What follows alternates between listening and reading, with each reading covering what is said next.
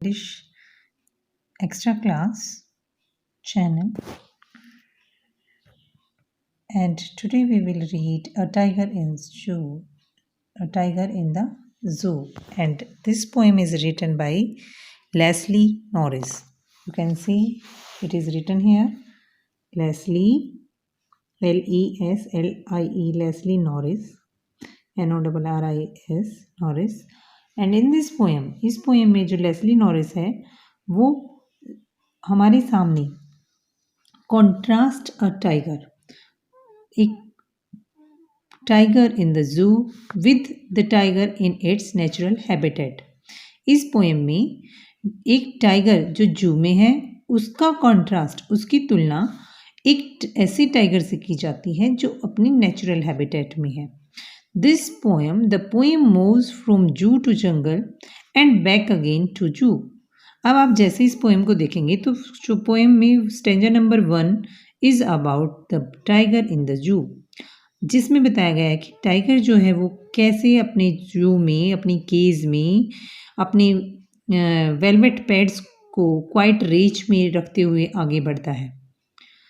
And after that second and third stanza, in these stanzas में tiger in the जंगल का वर्णन है। उसके बाद जो फोर्थ एंड फिफ्थ है, अगेन लेस्ली नॉरिस जो है टाइगर इन द जू की बात करता है। तो आपने जू में देखा होगा, तो यहाँ पर हम बात करते हैं, यहाँ पर यही बात बताई गई है। Read the poem silently once and see which stanza speak about the tiger in the zoo and which one speaks about the tiger in the jungle। तो as I have told you, मैंने आपको बता ही दिया है कि stanza number 1, 3, 1, 4 and 5th, 1, 1st, 4th and 5th are about a tiger in the zoo, and the stanza number 2nd and 3rd are about tiger in the jungle, his quiet habitat। तो चलो let's read the poem. He Starks, यहाँ पर question बनता है कि who is he. ये जो stanza है ये कॉम्प्रिहेंशन में HBSC में बहुत बार पूछा जाता है, और इसका जो लास्ट स्टेंजा है that is also very important according to the previous papers of HBSC Haryana board. तो उसमें ये लास्ट वाला स्टेंजा तो हर बार एक न किसी सेट में अवश्य आ ही जाता है। तो आप देखेंगे, हम इसको ध्यान से करेंगे। तो इनमें जो ये ही है, दिस ही एंड ही, तो what does he stands for, he किसके लिए आया है। तो यहाँ पर ये ही है कौन, ये हम जानेंगे। He stalks, stalks means moves करना, घूमना फिरना। In his vivid stripes the few steps on his cage. अब केज क्या होता है, पिंजरा। अपने केज में कुछ कदम आगे बढ़ाता है अपनी विविध स्ट्रिप्स में। उस टाइगर की जो बॉडी है उस पर स्ट्रिप्स बनी होती हैं। तो कहते हैं टाइगर जो है कुछ steps, few steps of his cage on the pads of velvet quiet in his quiet rage. वह ऑन द पैड्स, उसके पांव जो हैं वो वेलवेट मलमल की तरह गद्देदार हैं, और वो चुपचाप quietly in his quiet rage, अपने चुप गुस्से में केज में अपने कुछ कदम बढ़ाता है और वहीं घूमता रहता है। It means what the poet wants to say कि the tiger in the zoo is in the cage, it is in quiet rage. क्या कहना चाहता है कि tiger in the zoo is in the cage and it is in quiet rage. Rage होता है anger और quite means शांत। अब एंगर जो है वो शांत है, शांत एंगर में, यानी शांत एंगर कैसा होगा, because he can't do anything, he is behind the bars. Cage में है, वो कर भी क्या सकता है, उस गुस्से में है परंतु शांत है। अगेन अब देखिए आगे सेकंड स्टेंजा आता है। ही शुड, अब लेस्ली नॉरिस कहते हैं कि उसे कहाँ होना चाहिए था। He should be lurking in shadow sliding through long grass. अब this tiger that is here that is in first stanza, जो फर्स्ट स्टेंजा में जू में है, केज में है और क्वाइट रेज में चुपचाप यहाँ केज में अपने कदम बढ़ा रहा है, उसको होना कहाँ चाहिए था? He should be lurking in the shadow, उसे छाया में स्लाइडिंग झांकते हुए होना चाहिए था। लर्किंग होता है झांकना। Sliding through the long grass, लंबी लंबी जो घास होती है उसमें धीरे धीरे सरकते हुए, near the water hole where plump deer pass, इसे तो वाटर होल के नज़दीक, वाटर होल के नज़दीक, पोल नहीं सॉरी होल, वाटर होल के पास जहाँ पर मोटी मोटी डियर जहाँ से गुजरते हैं वहाँ इसे धीरे धीरे सरकते हुए होना चाहिए था।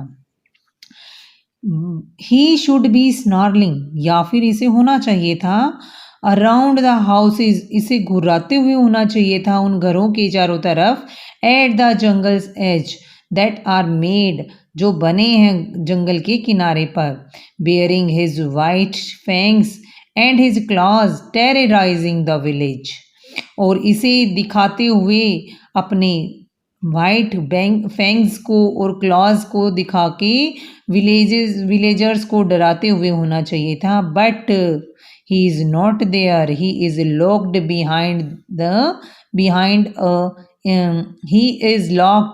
he is locked in a concrete cell, his strength behind bars, stalking the length of his cage, ignoring visitors।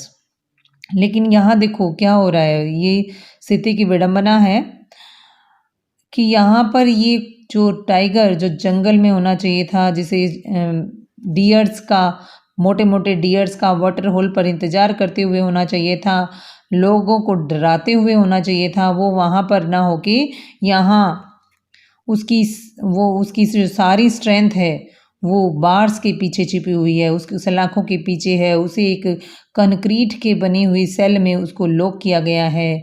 Stocking the length of his cage, वह बस अपनी केज की, अपने पिंजरे की लंबाई तक ही चल सकता है। इग्नोरिंग विजिटर्स, और यहाँ इस केज में वो विजिटर्स को, जिससे जो डराता था विलेजर्स को, वही टाइगर अब यहाँ पर विजिटर्स को इग्नोर कर रहा है। इग्नोर करेगा ही, वो कर क्या सकता है, और उसके अलावा वो उन्हें हार्म तो पहुँचा नहीं सकता। He hears the last voice at night, अब लेस्ली नॉरिस कहते हैं कि वह सुनता है उसकी अंतिम आवाज़ एट नाइट, किसकी अंतिम आवाज़? द पेट्रोलिंग कार्स, चलती हुई कारों की। वो पीसफुली सो नहीं सकता रात को। He hears, he means tiger in जू, टाइगर इन जू जो है सुनता है लास्ट वॉइस एट नाइट, रात को अंतिम आवाज़ें सुनता है। The patrolling cars and stairs with his brilliant eyes, और वो क्या करता है, घूरता रहता है अपनी चमकीली आंखों से, बिकॉज ही कांट स्लीप, वह सो नहीं सकता इतने शोर में, तो इसलिए वो घूरता रहता है अपनी चमकती हुई आंखों से एट द ब्रिलियंट स्टार्स, चमकते हुए स्टार्स को। तो this was the explanation of this poem in Hindi. तो यहाँ पर इस पोएम में हमने देखा कि tiger in zoo and tiger in its natural habitat के बीच में कॉन्ट्रास्ट दिखाया गया है। तो अब मैं आपको एक क्वेश्चन लिखवाऊंगी, आप उसी क्वेश्चन को अच्छी तरह से लर्न करेंगे और उससे ही आप बाकी क्वेश्चंस बना सकते हैं। We will practice that. तो the tiger in zoo, and this is written by Leslie Norris. तो अब देखो बच्चों, सबसे पहले तो हम इंट्रोडक्शन लिखेंगे। इंट्रोडक्शन में क्या है, इंट्रोडक्शन देना होता है कि आप जब भी कोई बड़ा क्वेश्चन लिखें तो सबसे फर्स्ट पॉइंट होना चाहिए इंट्रोडक्शन। इंट्रोडक्शन में आप लिखेंगे कि ये पोएम कौन सी है, इसका पोइट कौन है और इसमें क्या बताया गया है। तो बताइए आप क्या लिख सकते हैं इसमें। हाँ, अपने आप बनाने की कोशिश कीजिए, शाबाश। The poem the tiger in जू in the zoo is written by poet का नाम बताइए, लेस्ली, और इसको कोमास में बंद करेंगे लेस्ली और इसको Leslie LIE Norris. Commas closed and full stop. अब इन दिस पोएम, इस पोएम में है किस चीज के बारे में ये poem? This poem contrast a tiger in the zoo, किसके साथ कॉन्ट्रास्ट करता है? With the tiger in the jungle. Clear? यहां तक आपको समझ में आ गया? हाँ, उसके बाद हम जाएंगे कि क्या कॉन्ट्रास्ट करता है उसने, इसमें क्या है, what is the main idea, how did he contrast these two tiger, मतलब एक ही टाइगर को दो सिचुएशंस में कैसे उसने कॉन्ट्रास्ट दिखाया है। तो इन द जू, आप अगली हेडिंग लिखेंगे इन द जू। जू में क्या दिखाता है? The tiger. अब जू में टाइगर क्या क्या करता है वो सभी हम इस पॉइंट में लिख देंगे। In the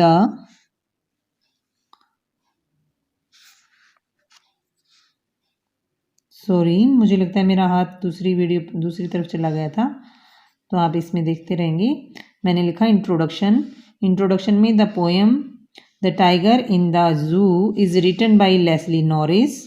this poem contrast a tiger in the zoo with the tiger in the jungle. अब हम बात कर रहे हैं इन द जू। जू में टाइगर कैसे काम करता है, क्या कर रहा है, क्या कुछ कर रहा है, इस पोएम में क्या बताया गया है जू वाले टाइगर के बारे में। The tiger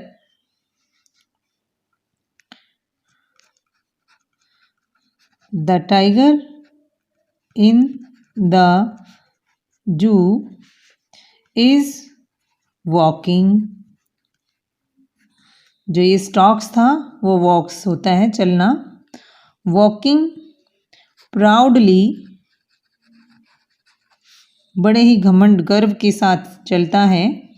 in his cage he is in quiet, शांत, गुस्से में है वो, क्वाइट रीच। ठीक है। His,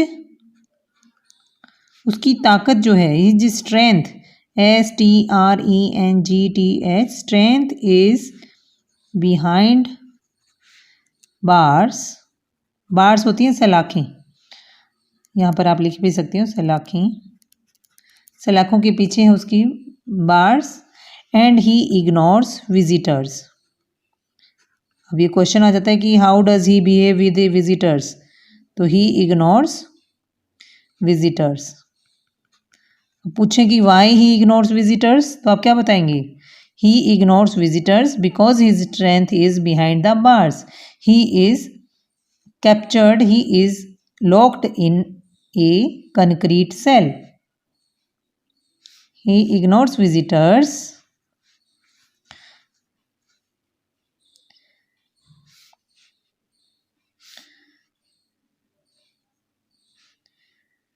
and after that write that at night he stares the stars। Stairs होता है घूरना, बिना पलक झपकाए किसी को देखते रहना, is called stairs. Stairs the stars and hears the voice of patrolling cars। Patrolling यानी चलती हुई, पेट्रोलिंग कार्स। अब बात करेंगे हम tiger in jungle.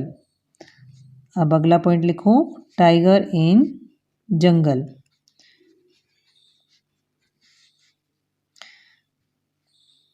In jungle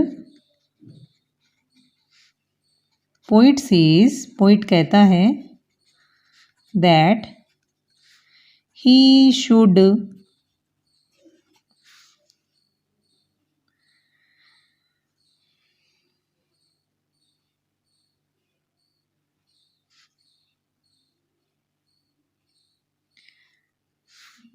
he should lurking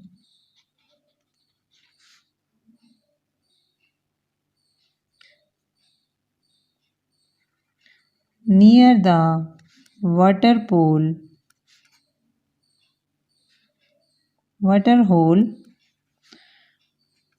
to eat deer, or he should terrorize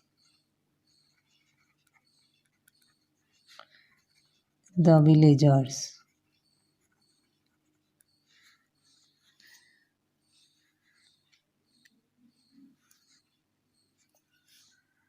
तो this is I think enough to, ये काफ़ी है अगर आप इतना याद कर लेते हैं तो। अब आप इसमें से क्वेश्चंस के आंसर बना सकते हैं। जैसे क्वेश्चन आ सकता है इसमें से, अगर मैं प्रीवियस ईयर क्वेश्चंस की बात करूं तो इसमें से क्वेश्चन आता है, पहला क्वेश्चन आ जाता है, कई बार तो इसका मेन आइडिया पूछ लिया जाता है। मेन आइडिया में आप इस पूरे आइडिया को लिख देंगे क्योंकि वो 4-5 नंबर का होता है, समटाइम्स 4 और समटाइम्स 5, ऑलमोस्ट 5 नंबर का होता है मेन आइडिया। तो उसमें आपको ये सारा लिखना है, ठीक है। और अगर आपसे और मतलब जो लास्ट वाला जो स्टेंजा है इसमें से आप 5 क्वेश्चंस बना सकते हैं। वो क्वेश्चंस रिपीटेडली पूछे जाते हैं।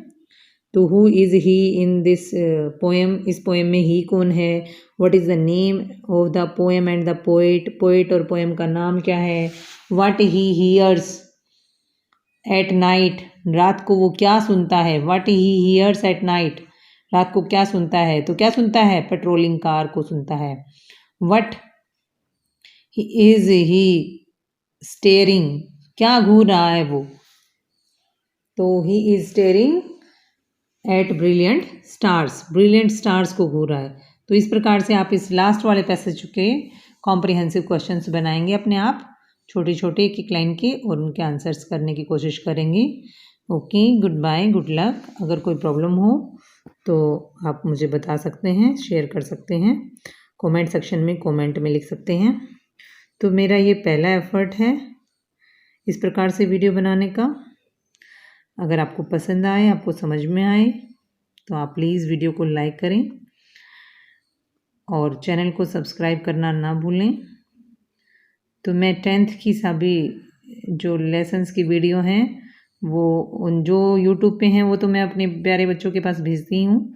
मैं कोशिश करूँगी उनके लिए कुछ इस प्रकार से थोड़ी एफर्ट डाल के अपने बच्चों का काम आसान कर सकूँ। तो thank you, have a nice day. तो ये HBSC स्टूडेंट्स के लिए है जो 10th क्लास में पढ़ते हैं, और आपको बता रही हूँ, बस आप इतना कर लीजिए and you will be able to give any questions answer related to this poem. आप विश्वास करिए, आप करके देखिए, कितने भी क्वेश्चंस इसमें दे रखे हों आप उसका आंसर दे सकते हैं, बहुत ही इजीली आंसर दे सकते हैं। बस हाँ, बशर्ते ये जरूर रटा होना चाहिए, ठीक है। Thank you, have a nice day. और मैं इसकी फ़ोटो स्नैप लेके भी आपके इसी चैनल पे अपलोड कर दूँगी ताकि आपको अच्छे से दिखाई दे सके। आई होप कि आपको दिखता भी होगा, दिख रहा है, हाँ। तो ओके, हैव अ